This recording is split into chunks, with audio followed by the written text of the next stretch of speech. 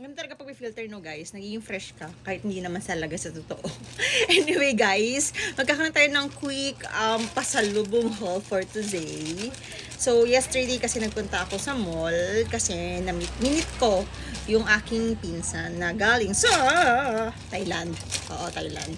So binigyan niya ako ng pasalubong, tapos syempre konting bonding kami, kwentuhan, kain, ganyan. So ayun lang, i-share ko lang din sa inyo kung ano yung mga nakuha kong ano. So, first, Job Spray Makeup Pad. Sa Thailand kasi more on ano sila, 'di ba? Skincare at ang gaganda ng skin nila. Kaya nga sabi ko, 'di ba? Sana laging naka-filter para laging fresh kasi kapag walang filter, tsaka girl. So, this one ang una nating ano, yan.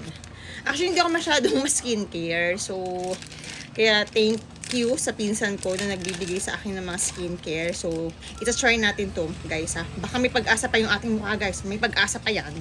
So, this is the Job Spray Makeup Pad. So, I think ito yung nakikita ko pag may mga nagmi-makeup sa mga event, para sa mga event. So, bago sila, parang, ano to, skin prep sa makeup. Tama ba? So, yan.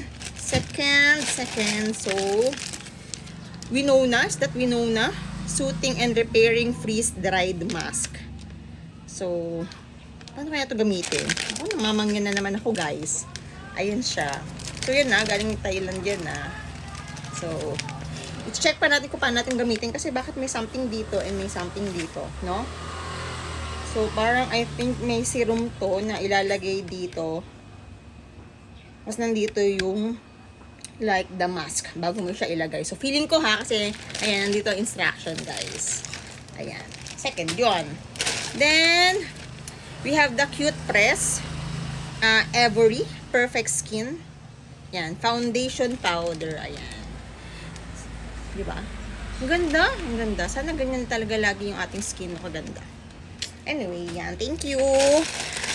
Meron din tayong Shine Me. Pero soul to. Ay, hindi. Ano siya? Ayan siya.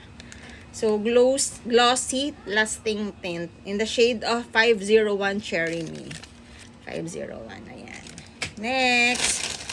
So, ito pala.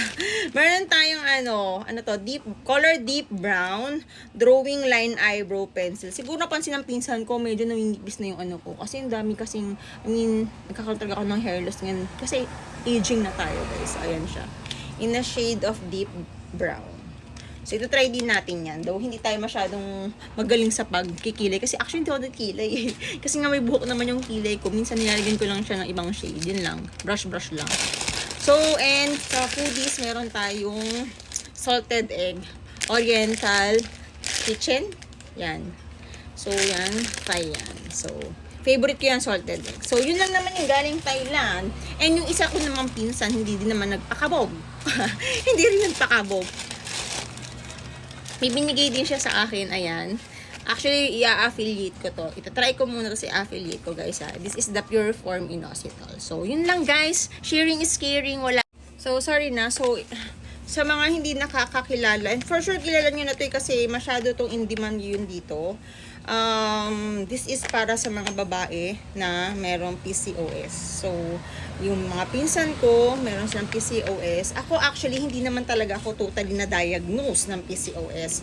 Kasi pero parang nagbe-base lang ako sa, pasaway kasi ako, no? Nagbe-base ako sa mga, symptoms na nakikita ko sa aking katawan. So, ayan, itatry ko to kasi nga, since for PCOS to, hormonal imbalance, na feeling ko meron talaga ako. Kasi sabi ko nga, lahat ng symptoms meron ako except for the irregular menstruation.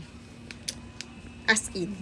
So, kaya itatry natin to, malay nyo. Diba? Supplement lang naman to, guys. So, safe sa atin to. I-take, ayan. Pero kung may mga underlying, condition pa, so, you better check sa doctor mo if allow ka talagang mag-take ng mga gantong supplement. So, guys, actually, meron pa akong gusto na isang product ni Pure Form, yung berberine. So, let's see kung makakapag-buy tayo nun. So, anyway, guys, sa may mga PCOS, pwede nyo itong i-try. Ano lang to, powder, guys, na minimix sa any drinks. Ha? Any drinks, pwede mo siyang i-mix. Pero, and kahit cold water, pwede. Then, usually, once or twice a day. Siguro kung may underlying ka, pwede mo na iaano sa'yo ni doctor kung ano talaga yung kung paano mo siya ititake. Ayan, so ayan siya guys. Siyempre nga walang binasa ha. Before meal to guys ha, before meal tinitake. So sa may mga PCOS dyan, pwede nyo itong itry guys. Yun lang. Bye!